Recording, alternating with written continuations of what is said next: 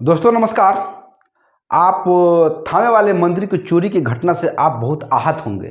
हमको लगता है कि आपको बहुत दुख पहुंचा होगा और कहीं ना कहीं आपकी आस्था के ऊपर बहुत बड़ा चोट किया गया है। लेकिन खैर घबराइए नहीं, थामे वाली मंदिर ही नहीं बल्कि हमारे देश में आए दिन हर रोज़ अपने देश के हर मंदिरों में चोरी की घटनाएं होती है।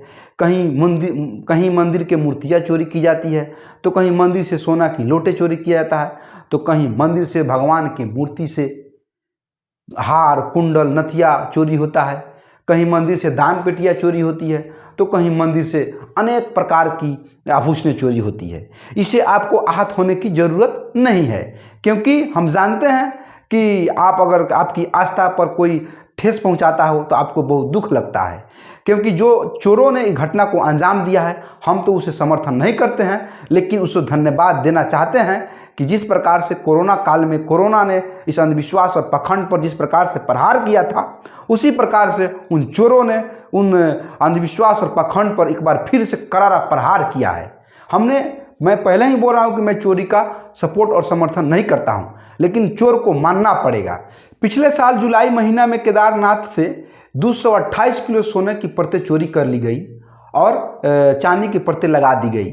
इसका खोज संविधान और विज्ञान के द्वारा ही किया गया, उसमें बैठे भोले बाबा ने नहीं किया। केरल के सुप्रसिद्ध सबरीमाला मंदिर में 4.5 किलो के सोने की गेट बनाया गया था। उस गेट को चुरा करके केमिकल भरा सोने जैसा रंग को लगा दिया गया था। इसका खोज संविधान और विज्ञान नहीं किया, बल्कि सबरीमाला मंदिर के अंदर बैठे भगवान भगवती ने नहीं किया। असम के कई सारे मंदिरों में चोरी हुआ, जैसे कोकराझार, पथोरघाट और बिधानपल्ली में काली मंदिरों में सेंधमारी करके 3 लाख की आभूषण ले गए। फिर भी इसका खोज भगवान नहीं बल्कि संविधान और विज्ञान के द्वारा ही किया गया। गोलाघाटी में रानी के पास 10 धार्मिक स्थलों पर डकैती एक साथ किया गया। इसका खोज उसमें बैठे भगवान भगवती नहीं किया, बल्कि संविधान और विज्ञान के द्वारा ही किया गया। डेकिया जूली में एक काली मंदिर से 1.5 लाख की सोने की गहने, हार, कुंडल, झुमके चोरी हुआ। माता की कोई परवाह नहीं, माता ने कुछ नहीं किया, उसका खोज संविधान और विज्ञान नहीं किया। खगड़िया के मानसी में सैदपुर पश्चिमी शिव मंदिर में अज्ञात चोरों ने दान पेटी चुरा करके ले भागे, मगर कुछ नहीं कर पाए। इसका खोज संविधान और विज्ञान नहीं किया। गुजरात के एक साथ कई मंदिरों में चोरी हुआ। पाली के इलाकों में, अहमदाबाद के पाली के इलाकों में जैन मंदिरों में 1.5 करोड़ के मूल्य की चांदी की पोशाक और आभूषणें चोरी हुई।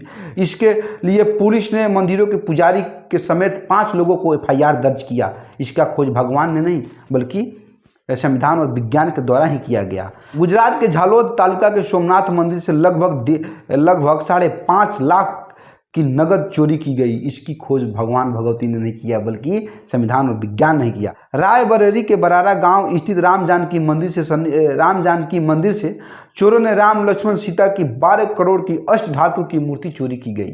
इसका खोज भगवान राम ने नहीं किया, बल्कि संविधान और विज्ञान के द्वारा ही किया गया। फिर आपको बता दूं कि हाल फिलहाल में घटना जो अपने दिल्ली के लाल किला में एक सोने की लोटा जो पूजा होने गया था, उस सोना की लोटा को चोरी किया गया था। इसका खोज भगवान ने नहीं बल्कि संविधान नहीं किया गया।